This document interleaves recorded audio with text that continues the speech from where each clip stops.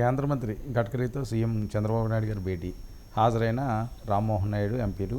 ఏపీలోని జాతీయ రహదారులపై చర్చ జరిగిందంటే మరొక వైపు అమరావతి నుండి పోలవరం అంశం మీద ఒక క్లారిటీ వచ్చేసింది. పూర్తి స్థాయిలో వాళ్ళే సహాయం అందిస్తారు అని, వాళ్ళు ఇచ్చే లోన్ ఏదైతే ఉన్నదో 1500 కోట్లు అనుకున్నాం కదా, 2000 దాటింది, వాళ్ళే ఇస్తారు అని. సార్ సంతోషం ఏమిచ్చినా కానీ ఇప్పుడు నితిన్ గడ్కరీ గారు అంటే సరే, ఆయన హైవే మంత్రి, ఆయన హైవేలు వేస్తాడు, ఆయనకు చాలా కంపెనీలు ఉన్నాయి, డబ్బులు కావాలంటే ముందే ఎదురు పెట్టి మరి తర్వాత వసూలు చేసుకుంటాడు, మంచిదే. అమరావతికి వచ్చేసరికి నిజంగా ఇప్పటివరకు రాలింది తక్కువ, పేలింది ఎక్కువ, అంటే హడావుడు ఎక్కువ.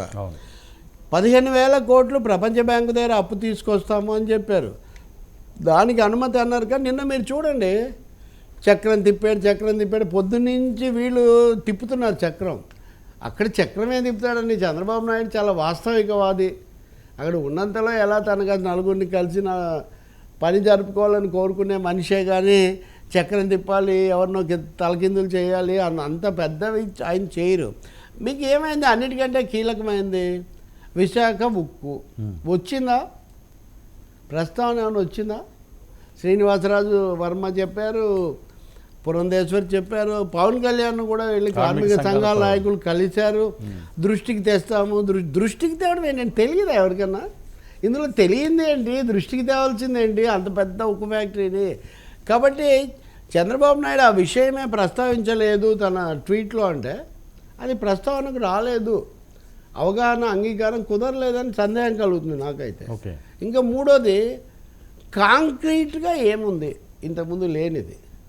పోలవరం, అమరావతి ప్రధానం అనుకోని మీరు వెళ్ళారు కదా, కృతజ్ఞతలు చెప్పడం, ధన్యవాదాలు చెప్పడం ఇవన్నీ బాగానే ఉన్నాయి. కానీ నిర్దిష్టంగా పోలవరం గురించి కానీ అమరావతి గురించి కానీ కేంద్రం ఏమైనా ప్రకటన చేసిందా? మన మీడియా సోదరుల స్టోరీస్, నా ఇన్పుట్స్ నేను, మీ ఇన్పుట్స్ మీరు ఇవ్వటం కాదు. సీఎం గారు ఇచ్చిన ఇన్పుట్ కానీ, లేకపోతే పిఎంఓ ఇచ్చిన ఇన్పుట్ కానీ, లేదు సెంట్రల్ గవర్నమెంట్ తరఫున ఎవరైనా ఇన్పుట్స్ ఏమైనా ఇచ్చారు? నాకైతే కనిపించట్లేదు. చాలా ప్లెయిన్ చెప్తారేమో. ఎప్పుడు బాబు నేను చెప్పేది ఎటువంటిదంటే, చంద్రబాబు ఆయన చుట్టూ ఉన్న సామ్రాజ్యం ఎటువంటిదంటే, ఇదిగో పులి అంటే ఇదిగో అని అనకముందే ఒక పెద్ద కావాల్సిన లీకులు, కావాల్సిన తోకలు అన్నీ జరిగిపోతాయి. ఇదిగో చక్రం తిప్పారు అని. కాబట్టి చంద్రబాబు కూడా ఎందుకు చెప్పట్లేదంటే, ఆయన ఈజ్ క్లియర్లీ అవేర్. మోదీతో ఎలా పనిచేస్తాం, మోదీ ఎలా ఉంటారో నాకు పూర్తిగా తెలుసు. అందుకని ఆయన చాలా సాధారణ పరిభాషలో ధన్యవాదాలు చెప్పి ఊరుకున్నారు. కానీ అన్నీ ఒకటే ఆయన చెప్పారు, రైల్వే లైన్ ఒక రైల్వే లైన్ను కొంత పెంచుతారు, దానికోసం 761 కోట్లు ఏదో ఇస్తారు, డిసెంబర్లో విశాఖ రైల్వే జోన్కు శంకుస్థాపన చేస్తారు, పోలవరం పెరిగిన ఖర్చుకు ఆమోదం తెలిపినందుకు, ఇచ్చినందుకు కాదు, దానికి కృతజ్ఞతలు. ఈ 3 చంద్రబాబు నాయుడు ముఖ్యంగా చెప్పారు. ఇంకా మిగిలినవన్నీ ఆయన ఏం చెప్తారో దాన్ని చూశాకే మనం ఆలోచించాలి. గడ్కరీ మరి ఆ కనకదుర్గ వారధి ఆలస్యంగా పూర్తి చేయడం మినహాయిస్తే గత 5 ఏళ్లలో ఏమీ ఒక నిర్దిష్టంగా ఫలానా నేషనల్ హైవే మారింది, పెరిగింది అది కూడా లేదు పెద్దగా.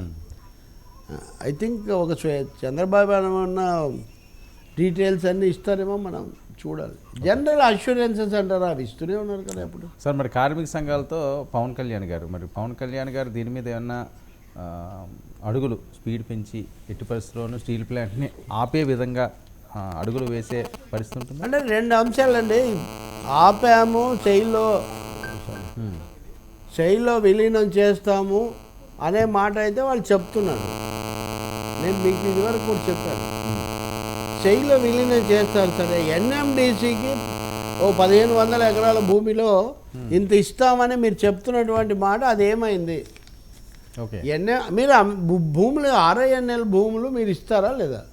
మీరు ఇచ్చేటైతే మటుకు మీ ఒప్పందం నిజం కాదు. ఒకటి ఉత్పత్తి పెంచాలి, ఉపాధి పెంచాలి, అంటే ఏదో ఒక విధంగా.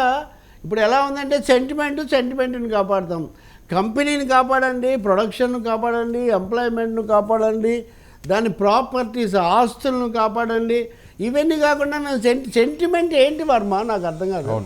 విశాఖ ఉక్కు సెంటిమెంట్, ఆ ఉక్కు ఏంటి సెంటిమెంట్ సార్? అది నిజం, కట్టిక నిజం, అది చాలా దృఢమైన ఖచ్చితమైన నిజం. దాన్ని నిజంగా ఉంచండి మీరు, దాని భూములు దానికి ఉండాలి, దాని ఉత్పత్తి 20 టన్నుల మెట్రిక్ టన్నులు అదే దానికి జరగాలి. మూడోది అక్కడ 21,000 మంది ఉద్యోగులు ఉన్న వాళ్ళని 12,000కు 8,000కు తగ్గించారు. వాళ్ళ ఫుల్ ఎంప్లాయ్మెంట్ పొటెన్షియల్ ఉండాలి. ఇవన్నీ ఉండాలంటే దానికి క్యాప్టివ్ మైన్, సొంత గని ఉండాలి. ఇప్పుడు వీళ్ళు ఏమంటారు, భూమి ఏమో ఎన్ఎండిసికి ఇస్తే ఎన్ఎండిసి ఏమో దానికి ఒక సొంత గని ఇస్తుందంట. ఇంక పోయిందే ఉంది, ఇది ఏదో జుట్టులో ఊసర గడ్డంలో కలిసి వచ్చిందని ఒక సామెత. ఒకడెవడో నూనె కట్ చేయకోసమని జుట్టు కట్ చేసుకున్నాడంట, కానీ గడ్డం విపరీతంగా పెంచాడంట. దీనికి మళ్ళీ రోజు సెంటు పోయడం ఇవన్నీ. అలాగే మీరేమో ఇక్కడ క్యాప్టివ్ మైన్ ఇచ్చామని ఆ మేరకు ఇప్పుడున్న భూములు తీసుకున్నారనుకోండి, అదే ఉపయోగం ఏముంది? కాబట్టి పవన్ కళ్యాణ్ విన్నారు, సంతోషం. ఆయన ఎన్ని రోజులకైనా పవన్ కళ్యాణ్ కార్మిక సంఘాల ప్రతినిధి వర్గాన్ని కలుసుకున్నారా, ఆయన అడిగారట, ఏంటి భూములు అమ్ముతామని గత ప్రభుత్వం ప్రతిపాదించింది నిజమేనా అంటే నిజమే అన్నారంట వాళ్ళు. ఈ ప్రభుత్వం కూడా ప్రతిపాదించింది, సాక్షాత్తు శ్రీనివాస వర్మే ఏదో ఒకటి చేయకపోతే మనం కాపాడలేము అని కూడా చెప్పారు ఆయన. బహుశా అది సెటిల్ కానందుకే చంద్రబాబు ఆ ప్రస్తావన చేయలేదేమో అని నేను అనుకుంటున్నాను. ఓ పూర్తి స్థాయిలో చేస్తే ఉక్కు ఫ్యాక్టరీ గురించి చక్కటి కబురు వినాలని తెలుగు జాతి పాత నియోజకవర్గం కూడా పవన్ కళ్యాణ్ గారిది, పవన్ కళ్యాణ్ నియోజకవర్గం కూడా. అందుకని ఇది ఎంతసేపు జగన్ తప్పు ఒప్పు అదొక భాగం. ఆయన ఇప్పుడేం లేడు, అది ఆయన కేంద్రం ఉంది, అది రాష్ట్రానికి కాదు. ఎక్కువగా జగన్ సరిగ్గా చేయలేదు, మేము చేసామని.